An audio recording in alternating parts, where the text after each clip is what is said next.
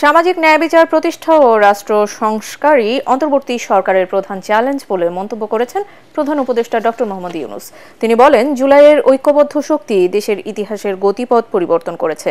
রাজধানীতে বঙ্গোপসাগর সংলাপ শীর্ষক এক আন্তর্জাতিক সেমিনারে দেশবাসীকে ধৈর্য ধরার আহ্বান জানিয়ে প্রধান উপদেষ্টা বলেন, আগামীতে একটি নতুন দেশ উপহার দিতে বর্তমান সরকার কাজ করছে।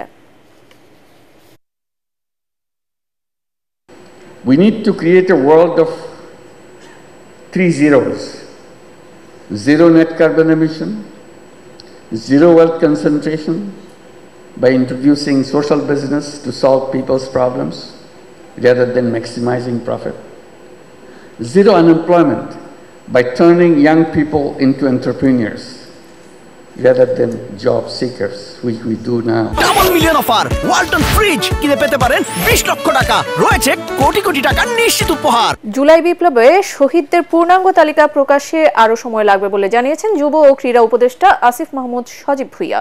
তিনি জানান, এখনও গণকবরের খোঁজ মিলছে। জাতীয় সংসদ ভবনের পাশের খেলার মাঠটি শহীদ ফারহান ফাইয়াজের নামে উদ্বোধন করে তিনি বলেন, পাঠ্যপুস্তকে অন্তর্ভুক্তের পাশাপাশি প্রতিটি জেলা উপজেলায় শহীদদের নামে স্টেডিয়াম করা হবে।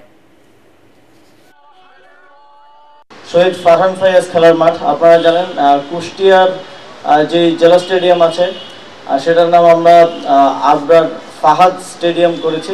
আমরা চাই যারা জীবন দিয়ে এক সীমাহীন ফ্যাসিবাদী দুঃশাসন থেকে আমাদেরকে মুক্ত করেছে, যাদের রক্তের বিনিময়ে আজকে আমরা স্বাধীনভাবে কথা বলতে পারি, আমরা দেশ পুনর্গঠনের স্বপ্ন দেখছি, রাষ্ট্র সংস্কারে সবাই অংশগ্রহণ করার সুযোগ পাচ্ছি, তাদেরকে যেন আমরা কখনো ভুলে না যাই, তাদেরকে যেন বাংলাদেশ কখনো ভুলে না যায়, সেটা নিশ্চিত করার জন্য আমরা একটি এই ক্ষুদ্র প্রয়াস নিয়েছি।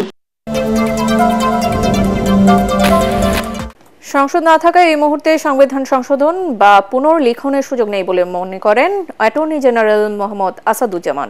তিনি বলেন, প্রশাসনিক কাঠামো যতই ঢেলে সাজানো হোক না কেন, ভোটাধিকারের নিশ্চয়তা দিতে না পারলে কোনো সংস্কারই কাজে আসবে না। জাতীয় প্রেস ক্লাবে ল রিপোর্টার্স ফোরাম আয়োজিত সংবিধানের খসড়া প্রস্তাবনার আলোচনা সভায় এসব কথা বলেন তিনি। এ সময় সুজন সম্পাদক বদিউল আলম মজুমদার বলেন, বারবার সংবিধানে সংশোধনী এনে এর মৌলিকত্ব নষ্ট করা হয়েছে।